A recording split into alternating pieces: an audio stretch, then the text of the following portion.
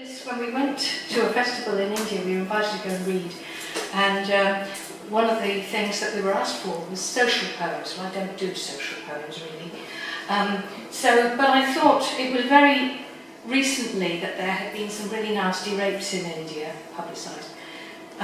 This is called Reasons for It. She was on a train. She was asking for it. She was on a bus. She was asking for it. She was walking past. She was asking for it. She was dressed up class. She was asking for it. Her clothes were cheap. She was asking for it. She looked away. She was asking for it. She looked at us. She was asking for it. She didn't see us. She was asking for it. She smiled too much. She was asking for it. She frowned too much. She was asking for it. Her face was blank. She was asking for it. She was pretty or plain. She was rich or poor. She was fat or thin. She was old or young. She was female. This is about going to the fair. It's called That Day. The sky was a blue bowl flecked with ice cream. There was a flying pink elephant, an astroglide, and the dodgers were dodging nobody. That day was white rabbits, purple monkeys, and dragons as tall as your dad. It was rifles lined up for the daredevil boys, and a haunted house full of webs and toads and bones and whistles and rattles and howls. This was a day of puce clouds on sticks, and glittering jewels and toys up for grabs by anyone with a 20p piece. And this was the day that I mounted the sky and rode on the Ferris wheel through a glass darkly.